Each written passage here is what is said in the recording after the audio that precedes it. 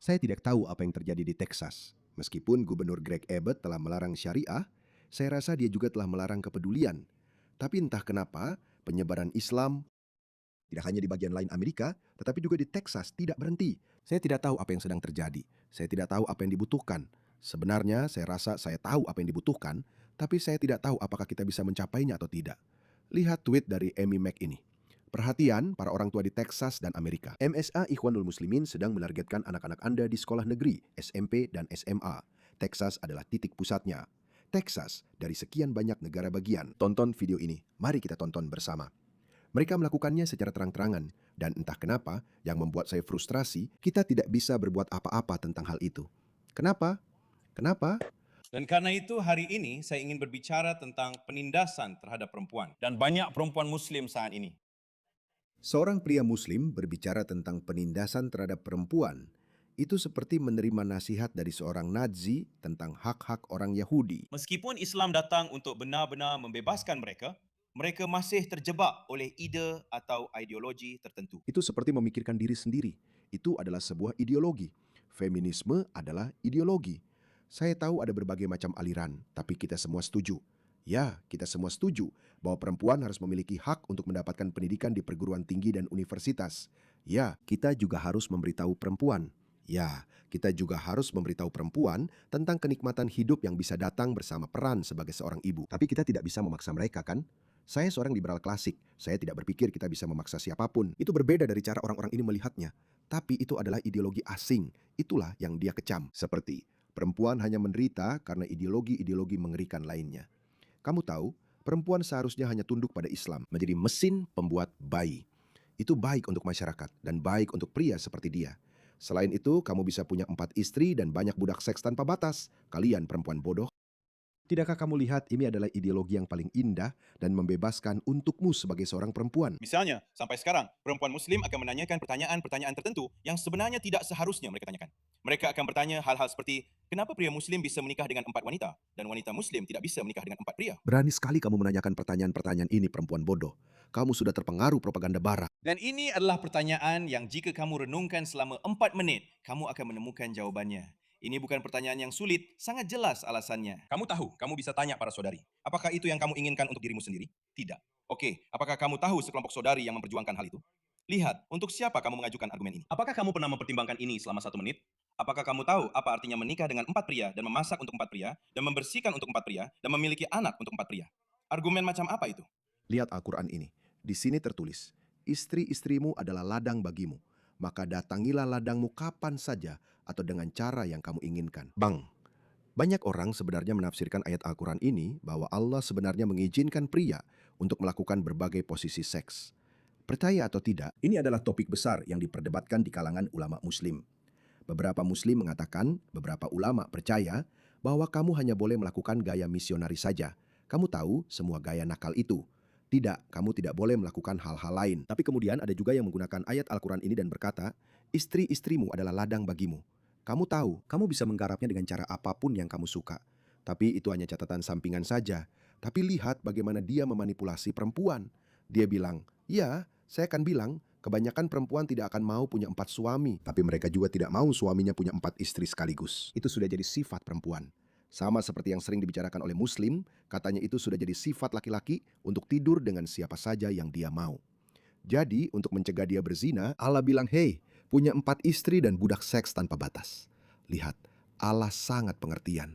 Allah paham apa yang diinginkan laki-laki. Tapi bagaimana dengan sisi yang lain? Bagaimana dengan perempuan? Ya, perempuan tidak ingin punya 4 suami, tapi mereka juga tidak mau berbagi suami dengan perempuan lain. Itu juga sudah menjadi sifat alami perempuan. Hal lain sudah menjadi sifat alami perempuan untuk tampil cantik, untuk terlihat menarik. Itu sebabnya perempuan memakai riasan, kan? Tapi di mana pemahaman Allah tentang keinginan perempuan? Tidak, kamu harus berpakaian seperti pejuang ninja. Tutupi dirimu dengan kantong-kantong sampah itu. Mau kamu cantik atau jelek, tidak masalah. Tutup wajahmu itu. Lalu kamu, di mana belas kasihmu untuk perempuan? Banyak belas kasih untuk laki-laki. Dia ingin main perempuan. Ayo, biarkan saja. Kamu lebih suka suamimu selingkuh di belakangmu atau melakukannya secara terbuka? Lihat, ini lebih baik. Ini dilakukan secara terbuka. Ini ideologi yang menyimpang, teman-teman. Inilah yang kalian bawa ke negara kalian. Dan lihat mereka. Mereka berdiri dan berbicara seolah-olah mereka punya semua jawaban. Ini menjijikan. Ini ideologi yang kotor dan menjijikan. Anak-anak untuk 4 pria? Argumen macam apa itu? Ya? Kamu tahu sesuatu? Perempuan Muslim akan datang dan bertanya padamu, kenapa laki-laki solat di depan dan perempuan di belakang? Mereka selalu marah saat bertanya seperti itu. Saya ingin kamu mengenalkan saya pada pria ini. Yang mengajarkanmu bahawa ada yang salah dengan solat di belakang. Bahawa entah kenapa, solat di belakang itu dianggap menyinggung. Saya ingin bertemu dengan pria ini. Dan apa logikanya? Apa alasannya? Kenapa kita menerima argumen ini? Mari kita ambil contoh hijab. Orang-orang ingin menyerang hijab. Oke, saya akan menjawab itu juga. Harus ada semacam kesetaraan. Jika kamu ingin membangun masyarakat yang lebih manusiawi, maka harus ada semacam kesetaraan. Kesetaraan bukan berarti persaingan. Kesetaraan berarti menciptakan masyarakat yang lebih seimbang, yang sangat asing, yang merupakan konsep yang sangat asing bagimu karena kamu mengambil moral dari seorang pedofil abad ke-7. Sederhana saja, apa yang kamu inginkan? Dan aku tahu apa yang akan dikatakan. Dia akan berkata, tidak. Islam adalah masyarakat patriarki. Ya, dan Al-Quran menyatakannya dengan jelas. Para wanita kiri progresif gila ini, wanita-wanita yang katanya liberal, mereka membela ideologi ini. Al-Quran surah 4 ayat 34 dimulai dengan laki-laki adalah pemelihara bagi perempuan. Itu saja. Artinya laki-laki yang memimpin. Beberapa menerjemahkannya sebagai pemimpin. Perempuan harus mengikuti. Dan itu bukan semua hak yang diberikan Islam kepada perempuan. Lihatlah, inilah yang dibela oleh perempuan liberal barat. Lihat pria ini. Suami memiliki kebutuhan fisik dan dia tidak mau menyediakan dirinya untuk suaminya. Secara seksual. Apakah dia punya alasan? Alasan medis? Alasan yang sah? Tidak, dia hanya tidak mau. Saya tidak mau berhubungan seks. Jadi kalau dia tidak punya alasan medis, tidak punya alasan psikologis, tidak ada alasan apapun, dia tidak punya hak untuk tidak bersedia melayani suaminya. Secara seksual, Muhammad melaknat perempuan yang tidak berhubungan seks dengan suaminya kapanpun mereka meminta. Kapanpun mereka meminta. Ada sebuah cerita lucu yang menggelikan. Suatu kali, Muhammad sedang berjalan di sebuah jalan dan dia melihat seorang wanita seksi sedang bekerja. Dia hanya melihatnya, lalu dengan cepat memalingkan wajah, kemudian dia pergi ke salah satu istrinya. Dalam beberapa hadis disebutkan Zainab, dan dalam hadis lain disebutkan nama yang berbeda. Saya tidak ingat namanya. Jadi begini isi hadisnya. Biar saya tunjukkan kalau saya bisa menemukannya. Lihat percakapannya. Ini adalah agama kehormatan dan martabat. Perhatikan ini, kitab tentang pernikahan. Anjuran bagi orang yang melihat seorang wanita dan tertarik padanya.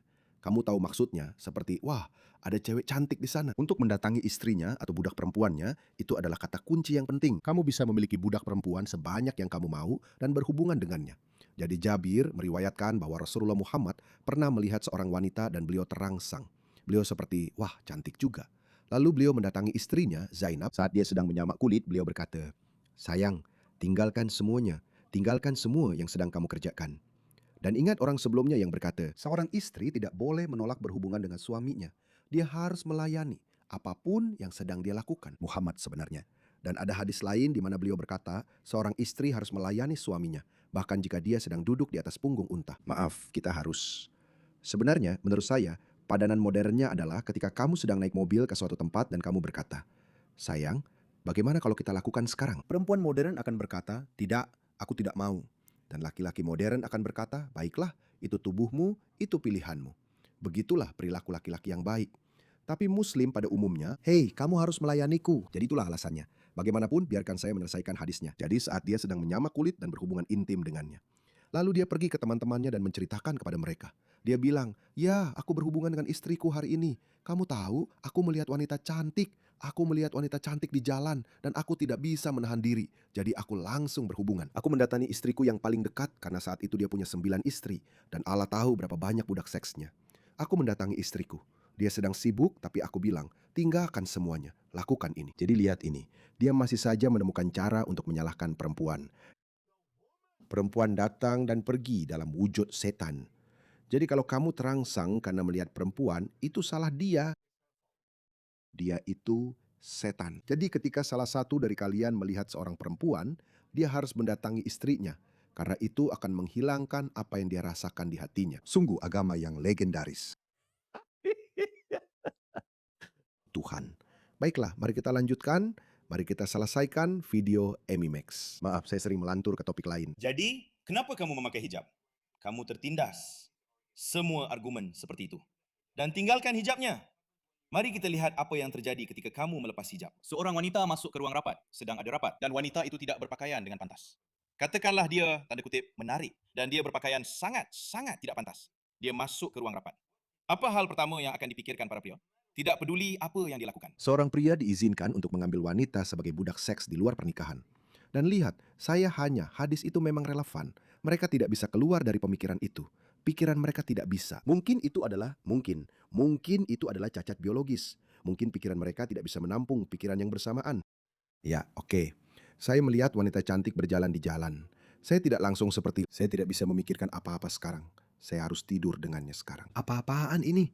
Ya, kamu lihat wanita cantik lalu lanjutkan harimu seperti biasa. Ya, dia lumayan. Kamu bahkan tidak perlu mengatakannya. Tapi kalau ini maksudnya, wanita cantik itu masuk ke ruang rapatmu. Gimana kalian bisa kerja, guys? Beberapa dari kalian mungkin akan mengeluarkan pedang dan mulai memuaskan diri sendiri. Itu yang sebenarnya dia maksudkan. Atau ada yang akan bilang begitu. Maaf, saya harus pergi dulu. Saya akan kembali sebentar lagi. Lalu kamu pergi ke kamar mandi dan memuaskan diri sendiri. Setelah itu kamu kembali dan bilang, oke. Hei Nona, kamu sebaiknya pakai hijab tahu. Lihat, saya harus pergi tadi. Bro, kita semua bukan hewan yang penuh nafsu tanpa akal, oke? Tidak peduli seberapa keras dia belajar dan membaca, serta seberapa fasih dia berbicara, dia tetap dipandang hanya sebagai objek seksual. Tidak, dia bukan begitu. Itu cara nabimu memandang perempuan, dasar bodoh. Itu juga cara kamu memandang perempuan. Begitu dia menutupi itu, dia akan dipandang sebagai individu. Tidak, dia tidak akan. Mungkin. Sebenarnya, tidak. Itu sebenarnya bohong. Ini sebenarnya terbukti sebagai kebohongan. Inilah yang dilakukan pria muslim terhadap wanita di negara-negara muslim juga. Lihat ini, saya punya buktinya untuk semuanya, teman-teman. Lihat, wanita ini berjalan dengan burka besar atau apalah itu. Pria ini melihatnya, lalu dia berbalik arah, dan kemudian dia mencubit pantatnya. Ada pria lain yang juga mencubit pantatnya. Dia memakai pakaian ninja itu.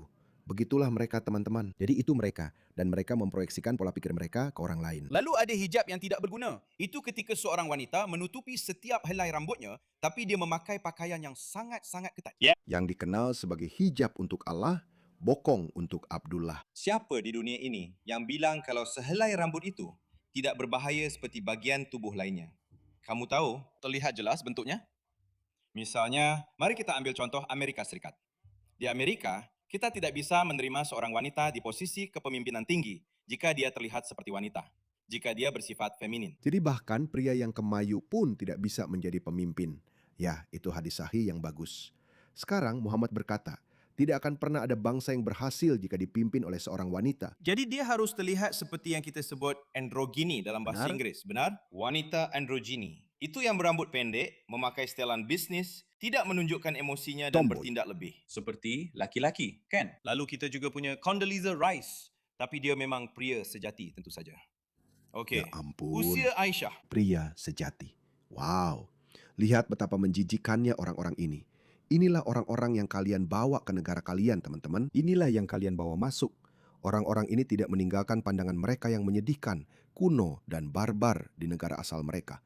Mereka datang dan menyebarkannya. Inilah yang terjadi di mana-mana. Lihat ini. Ini adalah Muhammad Sheikhi, pencari suaka berusia 23 tahun yang menunggu untuk melakukan pelecehan seksual terhadap wanita muda saat mereka keluar dari klub malam di Falkirk. Dia menyerang 2 korban dalam waktu 1 jam, menekan salah satunya ke pohon dan menargetkan yang lain di jembatan rel kereta api. Dia ditangkap di Hotel Kladan yang dikelola oleh Kementerian Dalam Negeri, tempat dia tinggal. Dan hari ini dia dijatuhi hukuman penjara selama 4 tahun. Ini adalah 23. Itulah, ini adalah jenis orang yang kalian bawa masuk secara massal. Kalian harus menghentikan ini, teman-teman. Kalian harus menghentikan ini. Kalian harus melawan balik. Inilah saatnya. Tidak ada waktu untuk berpuas diri. Musuh sangat terorganisir, sangat terencana, dan sangat termotivasi.